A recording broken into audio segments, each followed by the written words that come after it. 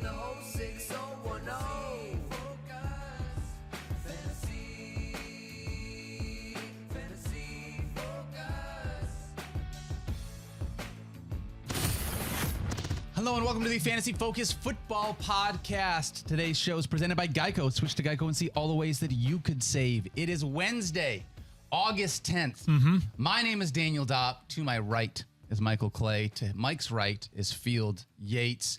And in my heart is freaking Jamal Williams, Dan Campbell, and the rest of the Lions. Oh, I'm so pumped. Can we go through this really quickly, guys? Yes, Hard Knocks was, what a banger to start it off, huh? What a banger. Okay, couple things. Spoiler alert if you have not watched Hard Knocks yet, because it was on late, 10 p.m. on HBO. So if you haven't watched it, spoiler alert, just hit that 15-second button a couple times. But Deuce Mcallister has a war on flatulence, period. He does not like tooting in his little running backs room, and you better not do it. That was a long speech about that. It was a long speech about it. He's not messing around. I thought it was great. Also love that Deuce McAllister was like, guess what, guys? You're going to have to learn how to love each other. We're all men. It's okay to say I love you. And friggin' Jamal Williams crying in the hut.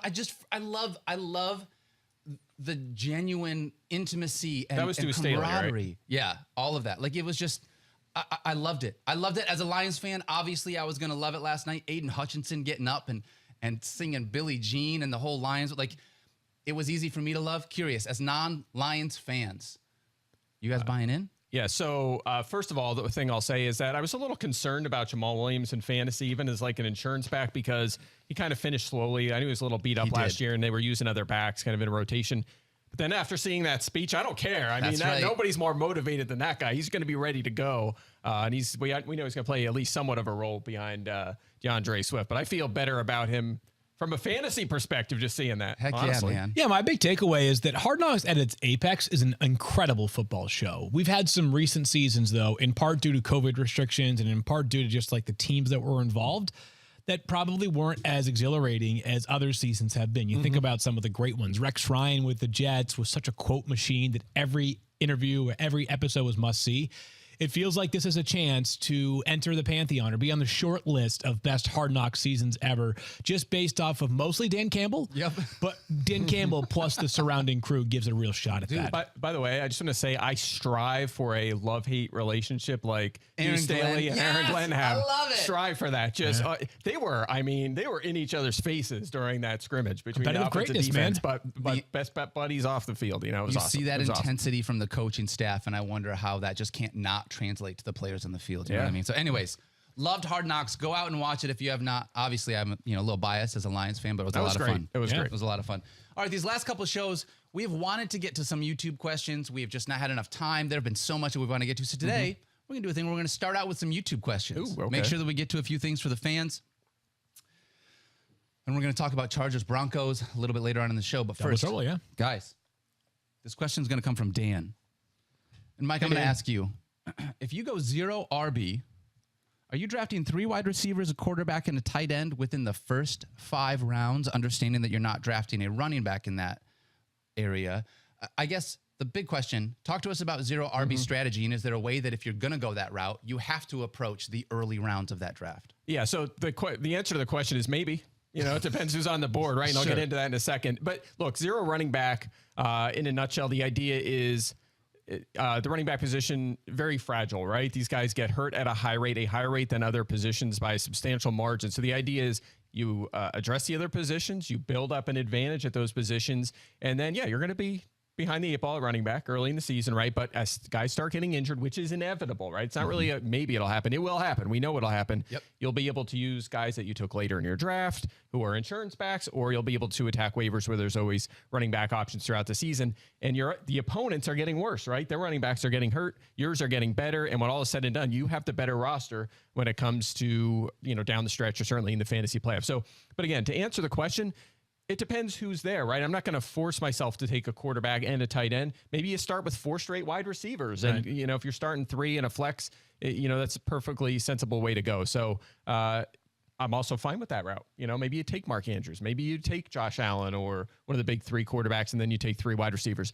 I'm fine with that. But again, you have to don't hurt yourself. Don't crush the value of your roster by forcing certain positions. Just take what your league mates are giving to you, frankly. Yep. Agreed.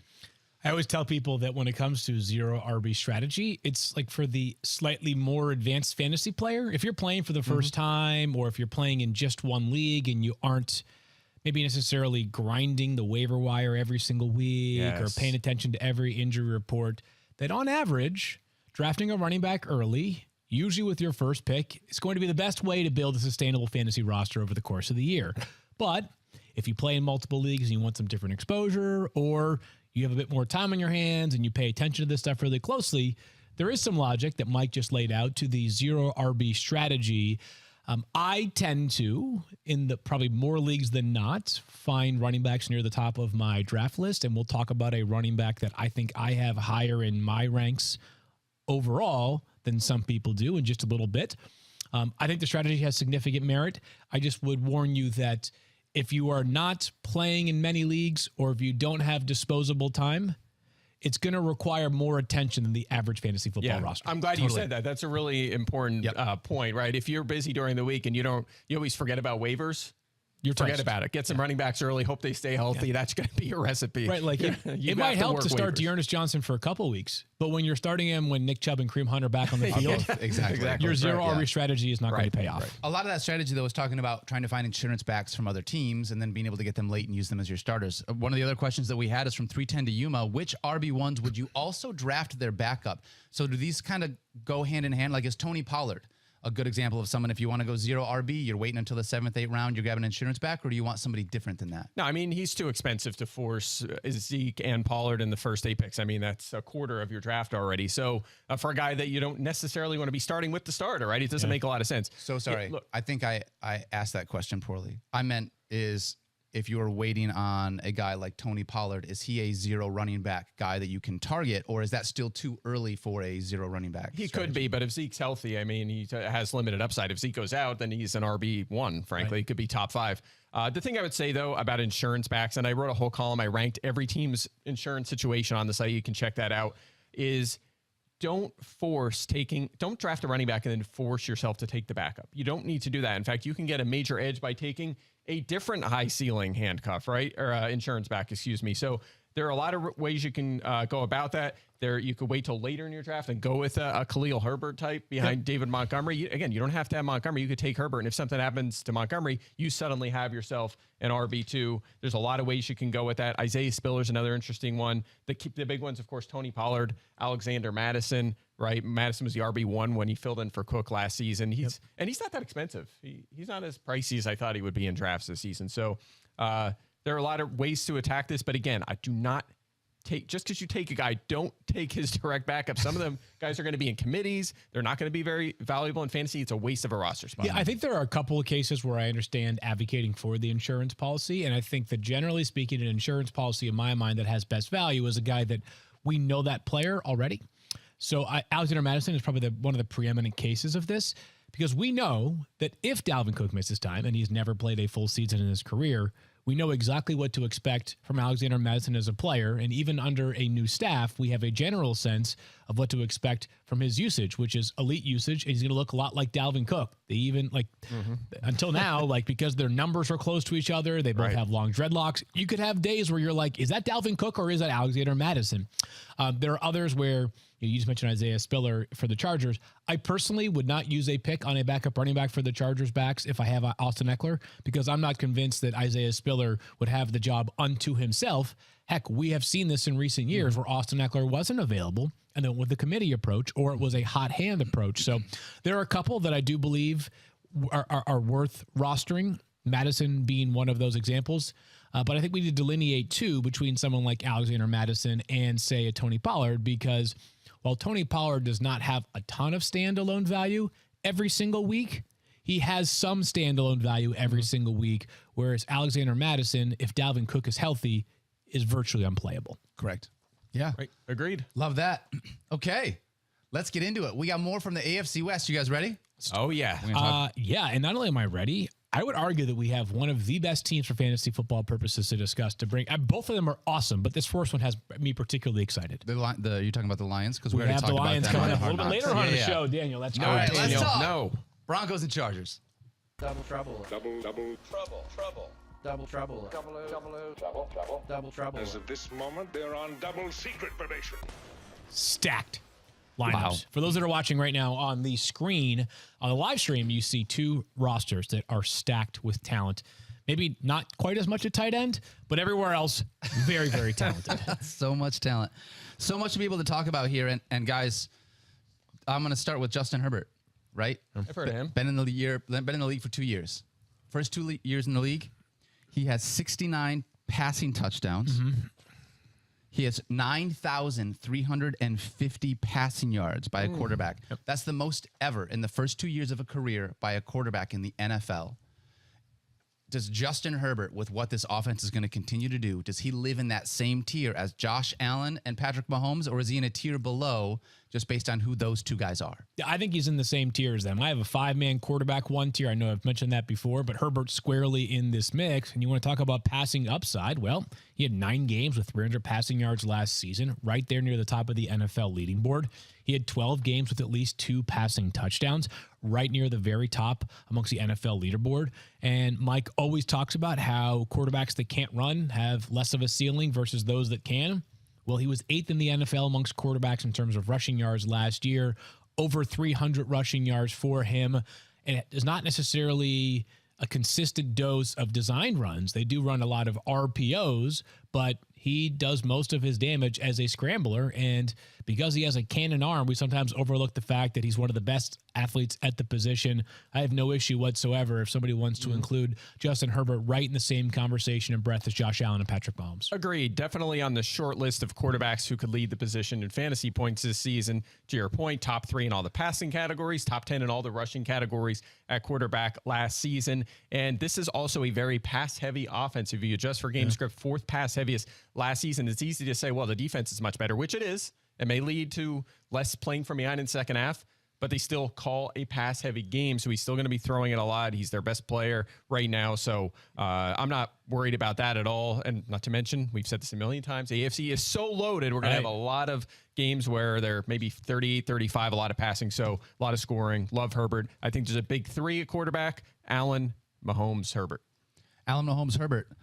The only 3 quarterbacks ever to have had consecutive seasons with 4,300 passing yards, 30 passing touchdowns, and 200 rushing yards. All 3 have done it in the last 2 years. Pretty talented guys. Like Yes. those 3 are just unbelievable at this position for what they do. We may be near the golden age of quarterback play right now. Seriously, with what we're seeing. Not to be a prisoner of the moment, but it feels truly special. All right, let's talk about some running backs because I think Justin Herbert is fairly simple. I want to talk about Austin Eckler. Austin Eckler is one that I think is a little bit intriguing for me. You look at what he did last year, and I'm expecting regression. He had 20 touchdowns. Yes. Okay. He had 12 rushing touchdowns. He had 8 receiving touchdowns. With where you're drafting Austin Eckler right now, his ADP is running back 3. You're drafting him around Derrick Henry, Justin Jefferson, Jamar Chase. Like, I'm curious, Najee, Devante Adams, for somebody that we are expecting so much touchdown regression from. Some. Yeah.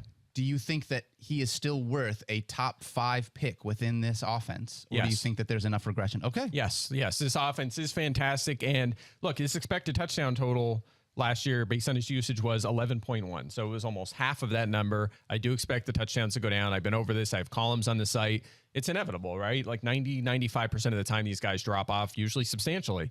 That's okay. He could score 12 touchdowns and still be a top 5 fantasy running back, and there's a variety of reasons. I mean, we know how good he is in the passing game, right? He was 2nd in targets among running backs last season. He has 54 plus catches each of the past 3 seasons, but also he was over 200 carries last season, right? First time 14th ever. Exactly. 14th in the NFL in that department. There's been some talk from him that says maybe he wants that load lighten a little bit. That's okay. You know, he can still see enough volume to be a top 5 fantasy running back. By the way, extremely high floor. The only running back with 9.5 points or more in every single game last season. And by the way, one more note, last season wasn't his first breakout season. He's been a top 3 fantasy running back 2 of the past 3 seasons. So he's been doing this for a few years. I think he does it again. I've got him as the 3rd player on my board. He was who I was teasing earlier when I mentioned a guy that I am higher on than most in terms of overall ranks. And I'm going to make a lot of the same points that Mike made, just in a slightly different way. So Mike mentioned the receiving upside.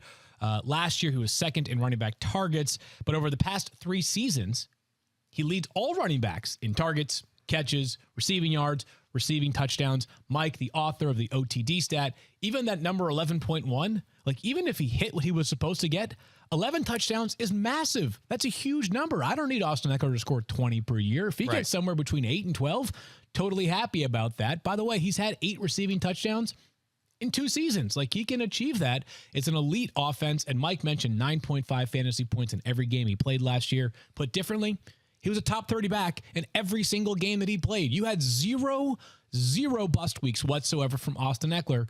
Let's not forget that on the eve of the season last year, he got hurt, and we all thought there was a chance he might miss a month of time. He played well. He had 20-plus touches in 9 games last year. That was tied for the most amongst running backs. For a guy who's supposedly diminutive and you would think more susceptible to injury, he's held up extremely well. The offense is awesome. We just talked about his quarterback. He has a chance to be pretty good in this league, too. Heck yeah. And friend of the fantasy industry. Yes, he is. Yes, he is. Absolutely.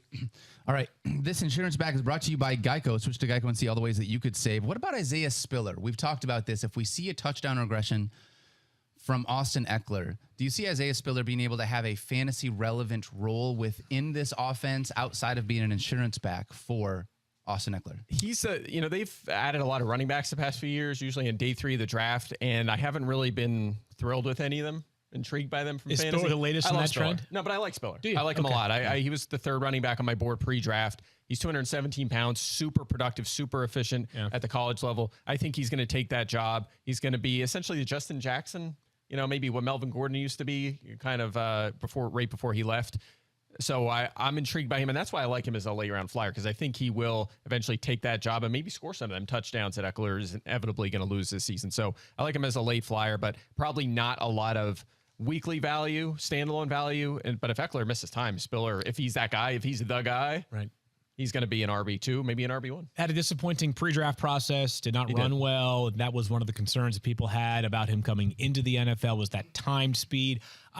I guess I'm a little bit less married to the idea of having to use a late round pick on any Chargers running back, only because I truly believe that if Austin Eckler were to miss time, it may be that Spiller leads the way, but it could be that this is not in terms of like age or stature, but this might look more like the Ravens last year, where it was like, we need a bunch of hands. We're going to make the backfield work. I think it might be more of, you'll see some Spiller, and maybe he gets 50% of the work, and then maybe Joshua Kelly gets 30% of the work, and then maybe a passing down back who they add at some point gets 20% of the work as well. So I'm okay with the player. I don't put as much of a priority on as Mike does. I'm just anti-Kelly, anti-Roundtree, anti-anyone else. I think Spiller would be the guy in a great offense. That's why. That's my guy.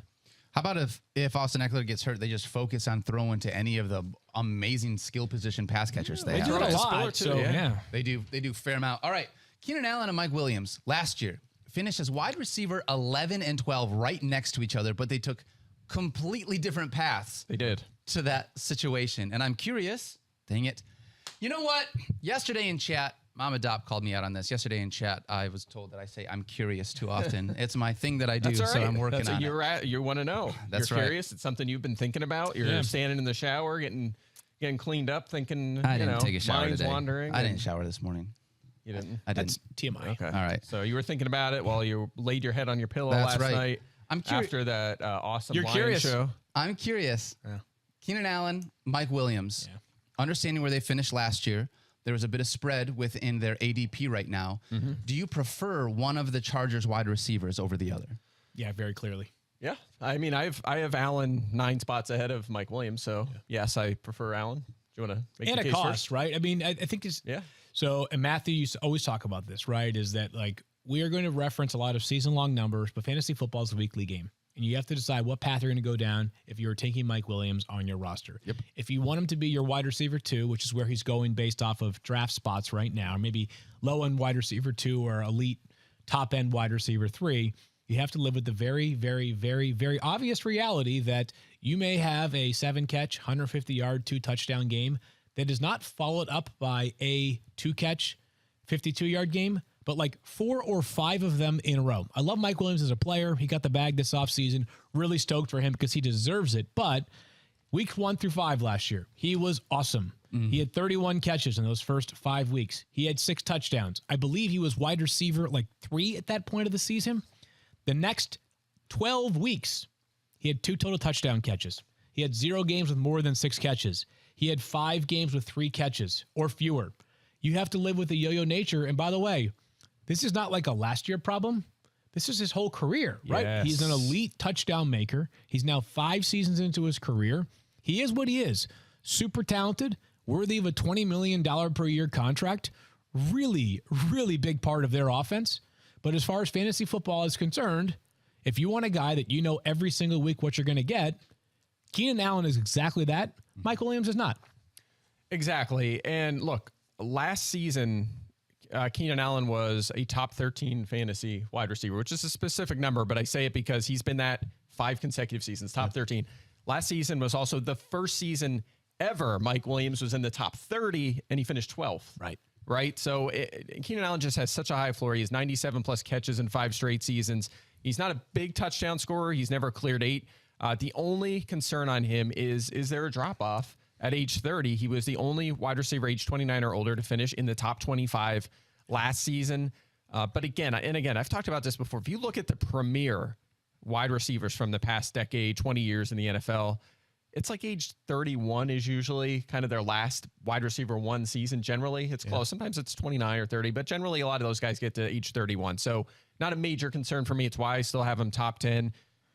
I think he's fine where he's going, right? He's a fringe wide receiver 1. And I agree with you with Mike Williams. He had that huge first month, and then his target share went back to where it's been the last few years, right? And he was very boom bust again. So I agree with you. He's still wide receiver 18. It's a great offense. He's going to have a 20% target share. He's going to be a fine wide receiver 2, but I would go Allen. Yeah, Allen also, just to throw a couple more logs under that fire that Mike already started, 100-plus catches in 3 straight seasons. No other player in the NFL has done that right now. And last year, 14 games with 7 or more targets. You want to know what you're going to get from Keenan Allen? It's elite volume, and I think that I'm totally mindful of age regression. Like, it's going to happen to several players this year that we're going to talk about. His game is so not predicated upon athleticism that makes me a little bit less concerned, right? Like, he has always been a guy who has just dominated you with route running and stuff that was mostly done out of the slot and not down the field. Keenan Allen, I think, will hold up pretty well through this year. Yeah, a lot of those guys that have had a lot of success later in their career have been short range guys. We were talking about Larry Fitzgerald and Julian Edelman the other day. So same kind of thing here with Allen.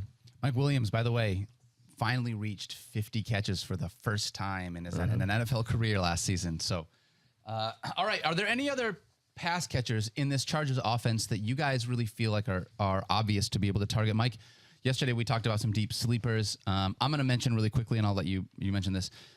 Gerald Everett, from a tight end position, if you're looking really deep, just the fact that they are a really good offense, they're going to be able to score a lot of points. And if you're looking for someone in a good offense to hopefully get in the end zone, he's a guy that I could throw a dart at. Not someone I like in a 10-team league, though, as a starter that I'm walking away with, but as a guy that I'm looking at late in deeper leagues if I wanted to. Yeah, never had a top 20 fantasy season in 5 seasons, and he was with the Rams for 4 years. Yes, so that's a little bit of a red flag for me. Dart throw. It's a dart throw. I hear you, for sure. It is great offense. And speaking of great offense, can they support a third fantasy relevant wide receiver? Maybe. And Josh Palmer is expected to be that guy, 3rd-round pick last season, played over 60% of the snaps in 3 games last season, scored a touchdown in all of those games. Nice. I would say that, he could flirt with flex value maybe in 12-team leagues, but at the very minimum, a great insurance wide receiver, which is not something you usually say about wide receivers. Yeah, right? absolutely. Yeah. I feel like the idea of having an insurance wide receiver, especially in this offense, is there anyone else that fits into that range for you? Is KJ Osborne an insurance wide receiver? Like Joshua Palmer? There are a few of them, yeah. Yeah, he could be. There's probably a few. I'd have to think through it a little bit. Maybe like you have to think about great offenses. Healthy Van Jefferson, if you were actually healthy. Tampa Bay, yeah. I was going to say Yeah, anybody Russell in Gage. Tampa Bay. Yeah, you look at those depth charts, right? Yeah, I'm in on insurance wide receivers though, Mike. Yeah, and I'm in on insurance in general. You know who has good insurance? Who has good insurance? Geico. Geico Has great insurance. What a segue. And Geico has a question for you guys. Okay. How would you love a chance to save money on insurance? I would love it. Of course you would. After all, who doesn't love a great deal, right? And when it comes to great rates on insurance for all the things in your life, Geico can help, like with insurance for your car, truck, motorcycle, boat, and RV. Even help with homeowners, condo, or renters coverage. You could save even more with a special discount when you bundle your coverages. Plus, add the easy-to-use Geico mobile app, available 24-hour roadside assistance and more. And choosing to switch to Geico becomes an easy choice. Switch today and see all the ways you could save with great rates and discounts. It's easy. Simply go to geico.com to get a rate quote or contact your local agent and get started seeing how much you could save. Football fans, join the next generation of fantasy football with Rainmakers Football, their first ever NFT fantasy game from DraftKings. It's the only NFT fantasy game licensed by the NFLPA, and now you can play all season long for millions in prizes by building the ultimate NFT franchise. Right now, everyone can get their full first roster starter pack for free. Playing Rainmakers is simple. You buy, sell, bid, and win player card NFTs of the biggest names in the game through regular drops and auctions on DraftKings Marketplace. Craft lineups of athletes from your NFT collection and earn points for touchdowns, receptions, and more, just like in daily fantasy football. And you build your NFT franchise and enter free Rainmaker football contests all season long in order to compete for millions in prizes. The next generation of fantasy football is here. Download the DraftKings Daily Fantasy app now. Sign up with the promo code FFF. Click the Rainmakers tile and opt in to get your first card free. Plus, play for millions in prizes all football season while building the ultimate NFT fantasy franchise with Rainmakers Football. That's promo code FFF. Build, play, win only at DraftKings. Contest entries dependent on the type and number of NFTs held. Eligibility restrictions apply. Void where prohibited. See DraftKings.com for details. Oh, my read was better. You know Come what? on, you don't even have your guys Way ready. better. You don't even know it was coming. I knew it was coming. You don't I even knew have it your was, guys. Yeah, You didn't okay, tell you your got guys. one play. You got You didn't one even- live read out You didn't even there. have your guys One ready live, out yeah. here. All right, let's see You it. don't even Bring know. it. You don't Then want bring any it. of this. Okay. You don't want any of this. Sure, one time. Yeah, Aaron Glenn over here. Freaking Deuce Staley tooting up a storm. Actually, that was the opposite. Deuce Well, Staley yes, doesn't yes, toot up a storm. Deuce Yes. Daly. Not Not in a- on the flatulence. Not on the flatulence. Love Quickly. you. Love you. I love you too, brother. We did not talk about Caesars. Oh, no, we didn't. Right now, the Chargers are at 10 wins. Yep. You going over or under for the Los Angeles Chargers this year? Yeah, I'm going to go over. I don't have a specific projection like Mike does. I'll say over 10. Wow. Maybe prepare next time? Yeah, maybe Yeah, I do know it's numbers about here. time, right? Do some notes. The line's 10.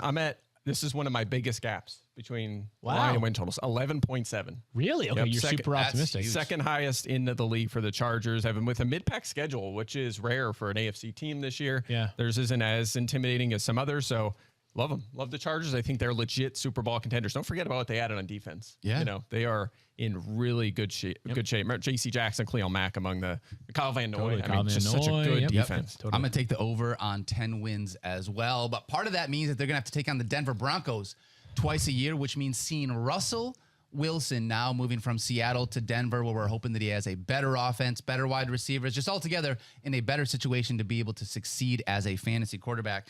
In case you didn't listen earlier on this offseason, our good friend Eric Moody stopped by and had a few comments on Russell Wilson that we wanted to share. You remember those first 8 weeks of the season? Yeah, The only other quarterback who had more fantasy points than Russell Wilson was Patrick Mahomes. They let him cook.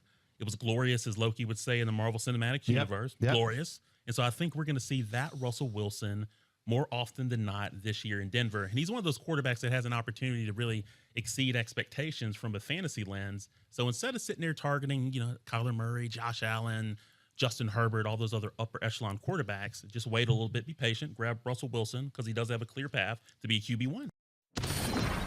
Yeah. QB1 from Eric Moody. Mike, I want to ask you, do you think that Russell Wilson has a chance to hit a new fantasy ceiling here in Denver with the way that they're going to hopefully utilize him? I think he can.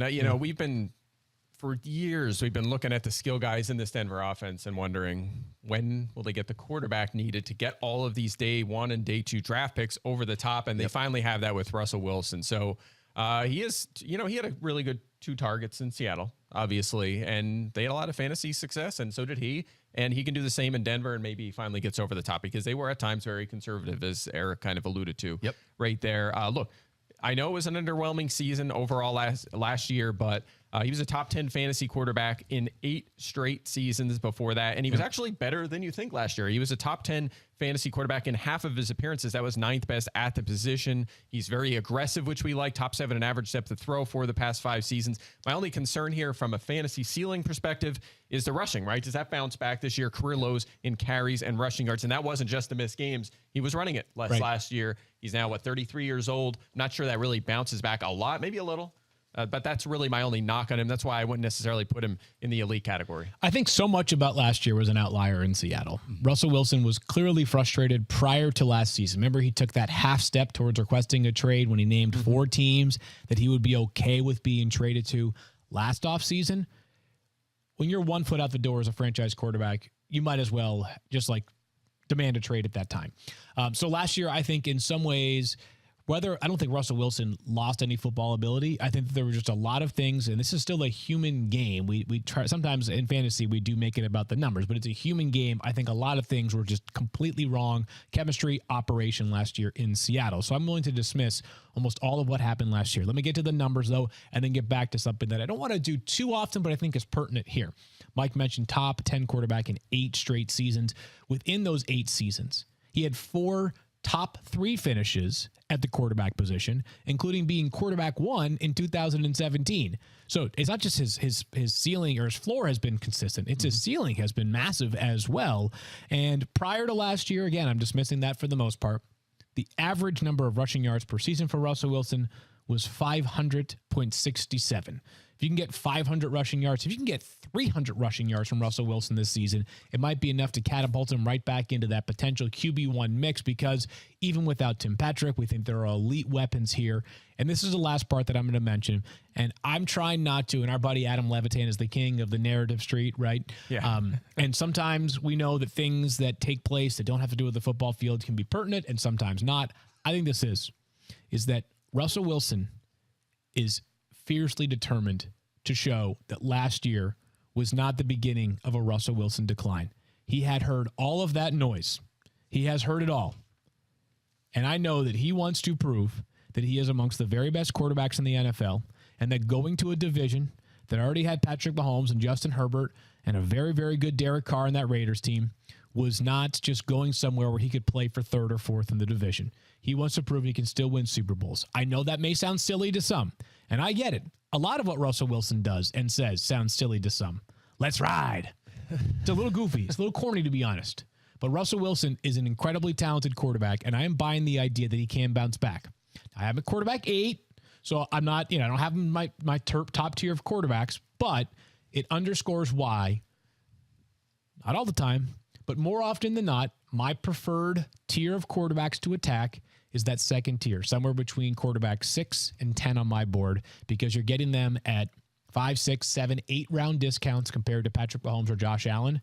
And they could be maybe not above those players, but within 25 or 30 total points by the end of the year. I think we need well, first of all, I agree. I made my case here. That was just a long answer, so I forgot that I already talked about it. I was just going to start saying the same stuff I already said, right? My bad. I think I did, right? That was like an hour ago. That was good.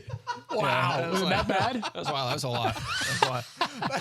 Now I feel like a jerk. I was thinking about other stuff. I was thinking about the whole thing, how he switched from like his sign-off, Go Hawks, to Let's Ride.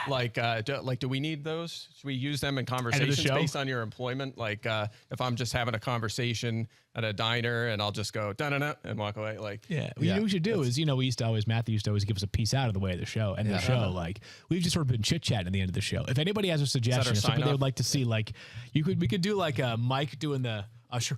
Watch this. Oh, that'd be so good. On the way out? Can we get that, Mike? Or no? I don't know. I kind of like just talking smack to Daniel mostly. Okay, that works. So, I don't know. If you have suggestions, though, let's tweet hear at it. Fantasy Focus. And if you aren't already following that account, Jackson he does a great crushes job. it like no one knows. Yep. So go follow Fantasy Focus. Absolutely. Let's All get that account to 100K followers. This year we can make that happen. Absolutely, we can make that happen. Let's do it. Running backs. We are in a great spot. Man, we got 2 I shouldn't say great spot, but there are 2 great running backs in this offense. Last year there was a split. Obviously, we've got a little bit of a committee, Melvin Gordon, Javonte Williams. This year, assuming a split is going to take place again, but potentially swapping roles in that split field, I'm curious, when you look at this backfield, I don't know how you could swap roles, right? They had the exact same number of carries. So if they swap roles, they'll have the exact same number of carries again this year. okay, so if they have the exact same number of carries, and one's ADP is RB12 and one is RB38. Talk to me here about how you break down these running backs. So there are 3 possible ways this backfield could shake out. One is that Melvin Gordon becomes the featured back. Javonte Williams is the change of pace back. Long shot. Yeah. 2, they split things comparably to how they did last year. Maybe not a direct 50-50, but even if it's like 53-47, 55-45. That seems to be in play. 3 is that Javonte Williams takes the lead and has a at least 60-40 edge over Melvin Gordon, and in a best-case scenario, maybe even 70-30. And I'm talking best-case scenario for fantasy purposes. If that happens, how we have them broken down in the ranks seems to be very, very, very viable. But we don't know, and I don't care how the players look in training camp. I don't care what the history has been with Nathaniel Hackett as a play caller. We don't know how they're going to utilize these players specifically. I've read all the reports. I've heard from some of the great beat reporters that cover the Broncos, and they've offered up guesses and estimates. But I think all of them are willing to concede that we don't know for sure how it's going to shake out, Mike. Yeah, so here's my take on this. I think that Javonte Williams will separate himself from Melvin Gordon. Okay. So I think the third scenario plays out. And one of the reasons for that is the fact that Melvin Gordon is 29 years old for this season, right? So I look back at the last few seasons. I was wondering, once you get to that age, kind of where do running backs, in that part of their career kind of max out in touches, right? Last year was Cordell Patterson at 205. Yeah. The year before, Frank Gore at 203. The year before, Mark Ingram at 235. Well, Melvin Gordon had 231 last season, right? And none of those guys I just mentioned necessarily had a Javonte Williams in the backfield, right? So it is that kind of the time where you expect the touches to kind of drop off. Melvin Gordon did run the ball well last season, but he has struggled in the passing game. He's dead last in yards per target over the last 3 seasons. And frankly, at this point in their career, Javonte, it just looks like he's going to take that next step. He was super young last year, too, and still was playing in that committee. And I will say this, too. Despite the fact that you just saw the stats, right? They were splitting that backfield down the middle. Javonte Williams was 13th at running back in touches. Yeah. 13th in touches. And it's just reasonable to expect that to go up this year, too. Even if it's 65-35, right? Like, Gordon's not going to completely disappear. Williams can get a slight boost in usage up to about 65% and still be an RB1. So I am certainly buying on him. I'm going to draft him if I can in the middle of the second round. Do you think the touchdowns at all change that? I mean, because when you looked at it, obviously Javonte Williams is a better pass catcher, but Melvin Gordon had twice as many rushing touchdowns as Williams. Really good player, by the way, Melvin Gordon. I think he's a really good player. He's had an awesome career. Super pumped for him for the career he's carved out. Like, the running back position has not been one where guys have gotten paid. He got paid in Denver. He's a first-round pick for the Chargers. I think the touchdowns are going to be a tough call, because I think some of that's just going to be like Melvin's on the field when the drive is near the goal line, and they're going to let him finish it off, or vice versa, right? Javonte's on the field. He's going to have the chance to finish it off. I think everything Mike said is pertinent. We all know what happened to the one opportunity he got to be the RB1 by himself last year, meaning Javonte Williams. He was the highest scoring running back for the week when they played against the Chiefs late in the season. 29 he had a rushing touches. touchdown. He was an absolute workhorse for them. Those weeks are probably going to be fleeting, but we know that if something happens to Melvin Gordon, he's off the field. I would imagine, and I have to probably think about this a little bit closer, but Javonte's going to have a very clear path to being a top 5 weekly play if something happens to Melvin Gordon. So I'm okay. I'm comfortable with where Javonte's being drafted. He's going around running back 12 right now. It's hard for me to imagine him getting much more than a discount, because if you look at the best case scenarios for the guys that are close behind him or a little bit further behind him, I just don't think the best case scenario comes close to what Devonte Williams offers. Such a talented guy before contact, after contact, you name it. And I think what maybe I think is getting a little bit overshadowed as I was looking at things a little bit closer last night is that I'm not sure that Melvin Gordon has standalone value in a PPR league, which I think is probably one of the things that people will look back at last year's numbers and look back at his career and say, yeah, like if I go 0 RB, Melvin Gordon will be a reasonable target for me. I was looking at it closer last night. Mike talked about the minimal passing game usage. The fact that he found the end zone 8 times last year, he's a non-PPR option perhaps for those that go 0 RB. I've got him running back 39 right now. I think that and obviously if something happens to Javonte Williams, Melvin will have a ton of value. But I think that this is one where clearly one has value. The other one is a contingency plan. Even if I think the world of Melvin Gordon as a player, teammate, dude, like he's been awesome for a long time. Totally. Yep. Let's talk about these wide receivers, because we got 2 really good wide receivers here in this offense too. Yeah. And I'm not really sure how to shake this out, because based on where you're drafting, multiple different platforms have Cortland Sutton first on that list. Multiple platforms have Jerry Judy ahead of Cortland Sutton on that list. Here at ESPN, our ADP is Jerry Judy, wide receiver 21, and Cortland Sutton, wide receiver 26. So Judy is going ahead of Cortland Sutton here on ESPN. Curious, Mike, How do you feel about these two wide receivers? Do you prefer one over the other this year? I feel great. I have Judy just one spot ahead. It is tough, a tough call, but Seattle has had 2 top 20 fantasy receivers each of the past 2 seasons. And guess who the quarterback was? Russell Wilson. And yes, indeed. So they have 2 good ones here in Cortland Sutton and Jerry Judy. I mean, Sutton's already had one really strong fantasy season a few years ago before injuries and quarterback woes kind of struck him down. He's a vertical target. 15.0 average depth to target last season was 3rd highest. 23 end zone targets during his past 2 full seasons. He's 6th in that category, right? So he's been productive near the goal line and downfield. And then Jerry Judy's still only 23. We've talked about him a lot, right? 21% career target share is pretty solid, but the catch rate's 54%. He has 3 career touchdowns. That is a quarterback problem that will be fixed this season. So I think this is his big year 3. Remember a decade ago in year 3, that was it for receivers. You're like, we're not going to draft him until year 3. That's when they'll break out. Well, we've kind of gotten away from that. There's still hope here. For sometimes it takes guys a little bit of time to develop. I think that'll be the case for Judy's finally in a good spot here. Yeah, I think that if you choose one over the other, it really is like not that big of a deal because both of them could end up being top 20 finishers this year. And it's really like not that far out of the realm of possibilities, right? So I have Cortland Sutton ahead of Jerry Judy, and most of my case is based off of gut instinct, but a couple of numbers to support it. Mike mentioned Cortland Sutton's average depth of target last year, 15.0. His air yards per target last year was by far the best in the NFL. He's an elite vertical threat, and what do we know is one of the many things that Russell Wilson does at an elite level, throws the ball down the field. I'm not sure if he's more Tyler Lockett or DK Metcalf because stature-wise, he's much more DK Metcalf, but vertical presence, he's much more Tyler Lockett.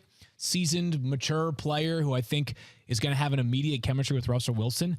And go back. If you ever want to go down like a somewhat sad list, go look at Cortland Sutton's quarterbacks, like dating back to his high school days. He's never played with a great quarterback Like it really is a breath of fresh air. Who was his high school quarterback? I've gone down and done the research. It's not pretty. With all due respect to that guy who's doing something somewhere, probably listening to this podcast right now, right? Like, come on, man. This is a breath of fresh air for him to finally play with a great quarterback. I'm a huge fan of Cortland Sutton as a player. I think this is a match made in heaven for him and Russell Wilson. And the really unfortunate injury news for Tim Patrick only emboldened my stance that 2 of them finishing within the top 20 would not stun me whatsoever. I got to say, as somebody that has caught passes from Russell Wilson, my efficiency rate went way up. Yes. So Cortland Sutton is Yes. in line for some good targets there. Is there another pass catcher here in this Broncos offense that you guys like that outside of this Tim Patrick injury, right? Yeah. We are left with KJ Hamler, Albert Okwuegbunam. Is there anyone else that you feel like is worth drafting here in fantasy, Mike Clay? Yeah, I'm not really drafting Okwuegbunam. I have him 23rd on my board, and Greg Dolce he drafted this season. He's a good receiving tight end that's already generating some hype now. Alberto has had a little hype lately in the last 24 hours even, so it's a situation to monitor. They're going to utilize him. I just don't know if there's enough juice there to be in tight end 1, and that's kind of what I'm looking for if I'm taking a second tight end, which I normally don't do. And Hamler, I do have him out targeting Okwuegbunam, but again, his efficiency as a rookie was not good. Yeah. They have Sutton, they have Judy. Maybe your last pick in a 12-team are fine, but that's as far as I'd really go there. Yeah, and not if Tim Patrick were still on this offense for this season, I think we'd have a different conversation about his supporting 3 pass catchers because he's really good. But if you go back to recent Seattle history, a lot of the targets and a lot of the high volume and high leverage targets were funneled to 2 players, DK Metcalf and, of course, Tyler Lockett over the past 3 seasons. So it wouldn't surprise me if we have 2 elite pass catchers in this offense and then other guys who might make an occasional mark but not consistent enough to be on the redraft radar. Here's a question I want to ask you, Mike. When you see a wide receiver like Tim Patrick get hurt, right, heading into the season, are you able to look at it? They don't have a guy that we think is just going to step right in from a wide receiver perspective. Are you able to say, hey, this is a spot where Javonte Williams might just get more work in the passing game? You might get more screen work. Or is it tough to be able to quantify when a wide receiver gets hurt the way that a pass catching running back might be able to jump up from that? Yeah, to some extent. You might distribute a small dose of targets to running backs, but it's probably like 1 percentage point. Frankly, I was kind of splitting Patrick and Hamler's targets up, that 3rd receiver job. So a lot of that went to Hamler, which is why we're boosting him into that late round conversation. And then you have someone like, say, 5th rounder Montreal Washington, right, who's going to do a lot of return work this season, but maybe now he gets 2 targets a game instead of 0, right? And maybe an extra target goes to Dulcich in the tight end position.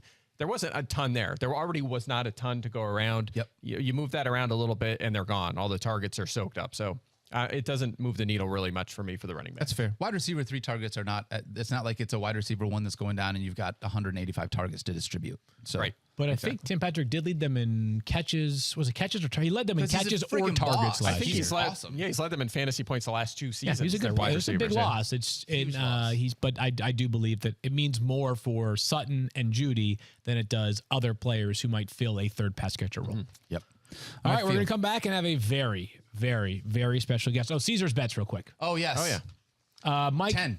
10's the number? 10 is the number from Caesars for the Broncos. I'll take over. Let's ride. I'm going under 9.5. Ooh. Done it. This is tough. Do I think that 3 teams are going to hit 10 wins in the AFC West? do. I do. I guess I'm going to say yeah. That's why I'm not, I think. gonna Yeah, say just- Yeah, but Mike, much more pragmatic stance than Daniel or I. We have a very, very special guest, a new member of the ESPN family to introduce in just a minute. But before we Let's say go. hello to the newest ESPN cast member, they call it cast member here, Yes, right? they are. yeah. A word from our friends at NerdWallet. When it comes time to choosing the top running back, wide receiver, quarterback, even which defense is right for your team on any given week, you know where to turn. But when you're trying to decide on the right credit card for your wallet, the right mortgage lender for your dream home, or the right savings account, where do you go?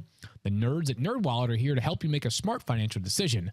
NerdWallet is a personal finance site run by money nerds. Think people as obsessed about personal finance as we are about fantasy sports, who want to share their knowledge with our listeners to help them find the right financial products for them. Let's say you're looking for a new rewards credit card. NerdWallet can help you compare cashback cards side by side so you can feel confident choosing the one that suits your spending.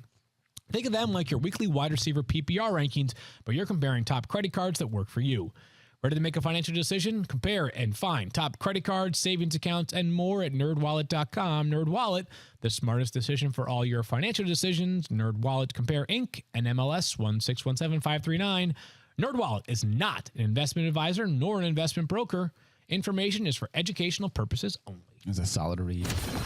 Is the news terrorizing your timeline? Is the Supreme Court causing your anxiety to rise higher than gas prices? Is the whole world feeling as unpredictable as cryptocurrency? Hey, you're not alone. Charlemagne the God is here to help. I mean, not really. There's nothing that he can do. He's just one man despite his name. But you can watch his show, Comedy Central's Hell of a Week. He'll be chopping it up with the best and brightest comedians, political figures, and cultural influencers to talk through the biggest stories of the week. Charlemagne the God gives you his unfiltered, unapologetic, honest take as he tackles issues rooted in politics and culture on this late-night talk show. Hell may be hot, but Charlemagne the God's takes are even hotter. He's dishing out pure honesty with a heavy helping of comedy. Come get this week's last laugh with Charlemagne the God, because if you're living in the same world he is, it's been a hell of a week. Seriously, Comedy Central's Hell of a Week with Charlemagne the God, Thursdays at 11:30, 10:30 Central on Comedy Central TV 14. All right, we are back, and we are gonna wait 1 minute. We're working on the technology. You see, Mike and I, not much in terms of the technical aptitude. Daniel, pretty good. So we're still working through some things here, but I promise, if we get our guests, it's going to be worth the wait. But Daniel, give us some YouTube questions. I got some YouTube questions. This one comes from 310 to Yuma. Again, By the way, 310 to Yuma, shout out for hanging in the chat with us. all day, every day. Power user right I want to here. play in a league with 310 to Yuma. How important are bye weeks when drafting your team? When you're looking at teams and everything like that, how much do you look at it? I pretty much never look at them. You know, maybe in a situation where it's super flex and I don't want both quarterbacks to have or all 3 quarterbacks even To be on the same bye. You know, you don't want 3 quarterbacks with the same bye week. Sure. But pretty much never. I mean, if I see like a whole like 5 guys of the same bye week, maybe, but it's almost never gonna impact you with injuries and changes in depth chart and waivers. It's not worthwhile. Your first 2 running backs. So I'm just saying this. You draft Derrick Henry and DeAndre Swift. They don't share a bye week, but if they did, doesn't bother you that your 2 starting running backs, there's a week where you're going to have to be just filling in from your bench. That's okay with you. Yeah. Because you're going to have to do it some doesn't- week anyways. I mean, maybe if you're like, I cannot decide between these 2 guys. They are so close. I don't have one above the other, really. They're just tied.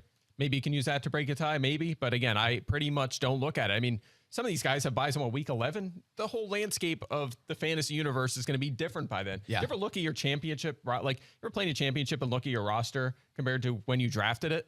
I mean, there was a year I won a 14-team FSGA league, and the running backs on my roster for that championship game, I had 0 of them. It was the name drop on that winning the 14-team FSG league. I think you dropped that.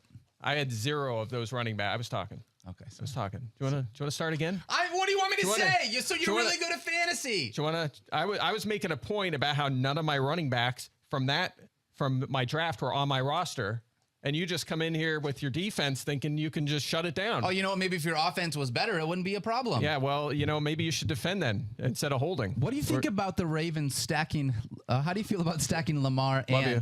I love you too, buddy, and Rashad Bateman? So before we answer the question, Mike, I would be curious, are we okay with just sort of advising people on what stacking is, what the merits are versus what the downside would be? So for those that are unfamiliar, stacking, pretty simple concept. It's the idea that you draft the quarterback plus a pass catcher, most commonly a wide receiver, from that same team.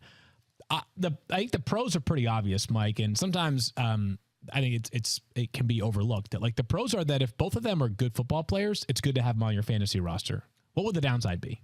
Of stacking, it's that if they have a bad week or if it's a bad situation or the team underwhelms, you're stuck with that duo, and it hurts you double the amount Rather of than what helping normally, you right? double, it hurts you Yeah, double. and plus if it's, look, I don't want to put anything negative in the universe. This is just a hypothetical, but let's say you go with the Josh Allen, Stephon Diggs stack, and Josh Allen gets injured. Right.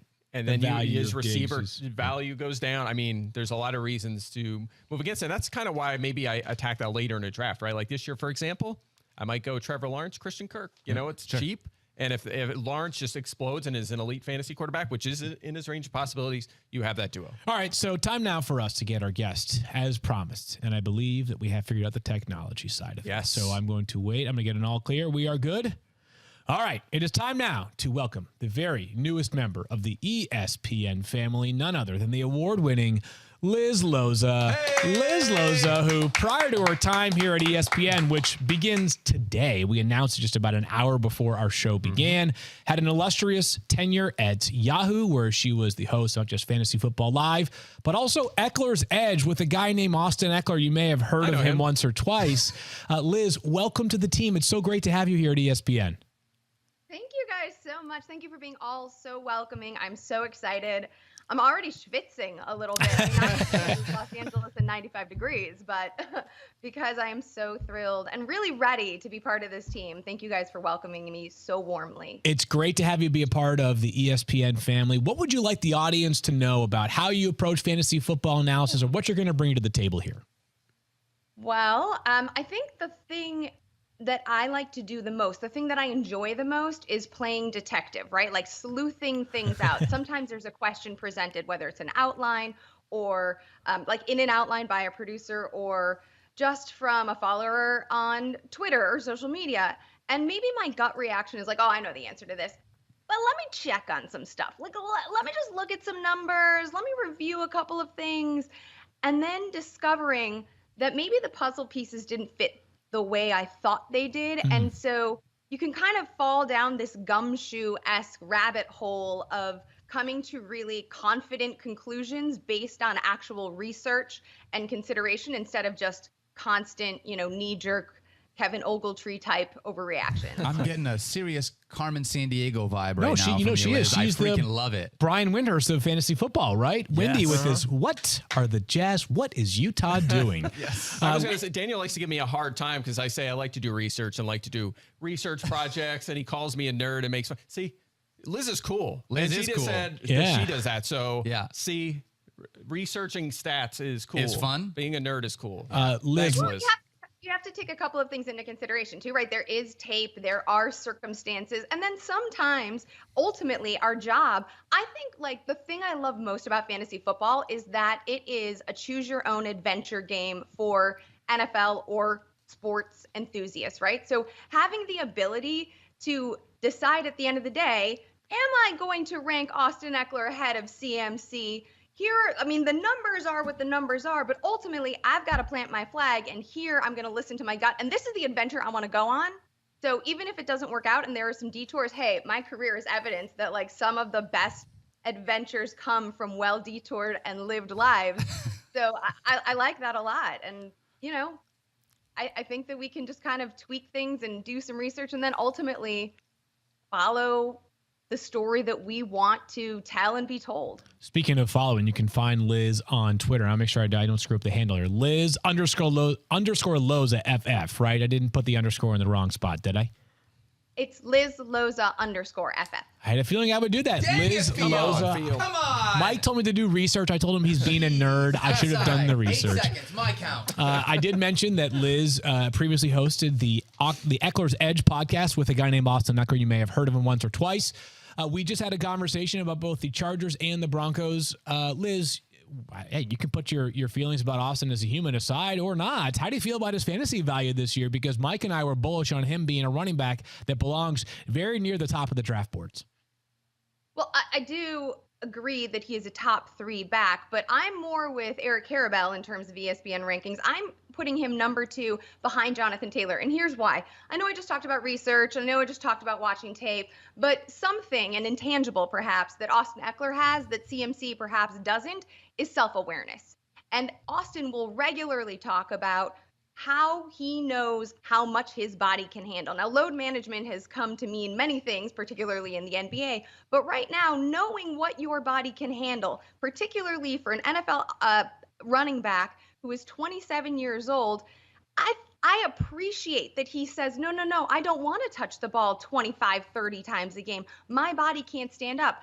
CMC, past 2 years, doesn't seem to have that same chip in him. It's not about proving things. It's about staying on the field the longest. And I think Eck has proven that he has the long-term ability to last, while CMC hasn't. So I'm going to place Eckler as my RB2 just behind Jonathan Taylor and ahead of Christian McCaffrey. Okay, there you have it. Austin Eckler, number 2 overall. He was awesome last year, no doubting that. We also just broke down the Broncos and Russell Wilson. I wouldn't say is divisive in the fantasy community this year in terms of where he belongs ranking-wise, but some see his upside different than others. We were fairly optimistic on our show. How much upside do you think Russ has in his new home? Endless. I mean, isn't this what we've been waiting for? This is a fantastic opportunity. He has weapons, and he's had receiving weapons obviously before, but now he gets to be the top dog. He gets to call a lot of the shots. He's got obviously Aaron Rodgers' vetted crew from Green Bay coming in, supporting him.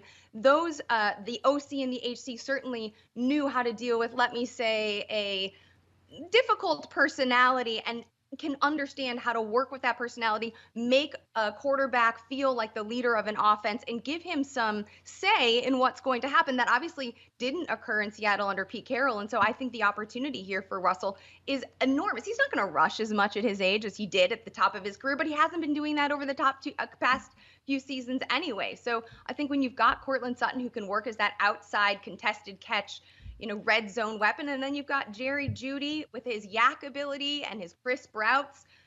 This seems like, and Albert O, come on. Like, I think Albert O is not getting maybe the push he should be, because I think he can turn into a really consistent red zone weapon. He's still a tight end. It's still going to be frustrating, but I think he might be more consistent than drafters are currently projecting him to be. I heard you say that Russell Wilson has endless upside. I just think he has unlimited upside. So a little bit of difference there. Oh. Sorry about that. Well done.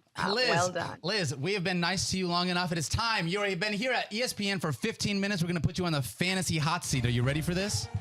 Let's do it. Let's do it. Who is your top wide receiver not named Cooper Kupp this season?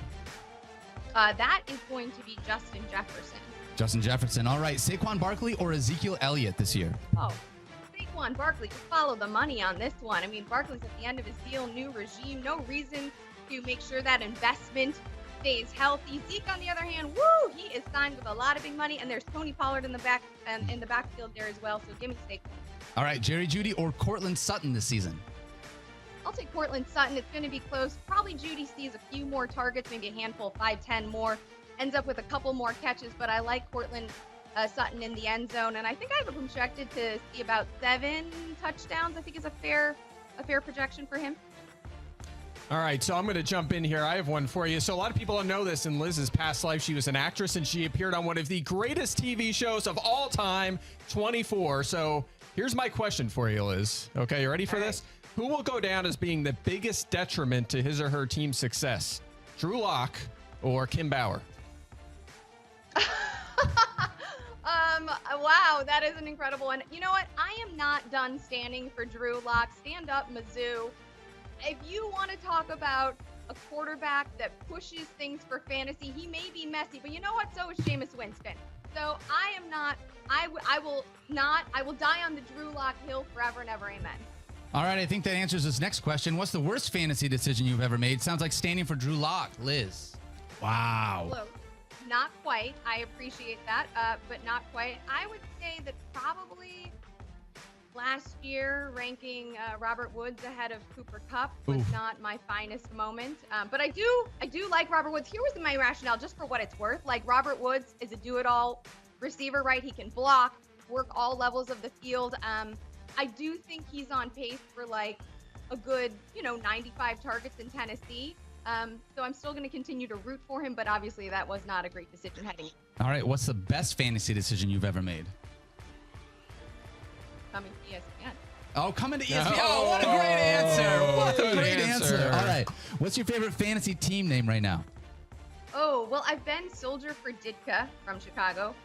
Since I started playing fantasy, last 2 years I added to the Mooney, a shout out to Darnell, and to keep it Chicago centric, I did see one team name named How I Commit Your Mother. Oh, so I like that one. Okay, that's pretty good. I like That's that. pretty good. All right, last question here. What is your hottest take heading into the 2022 fantasy season?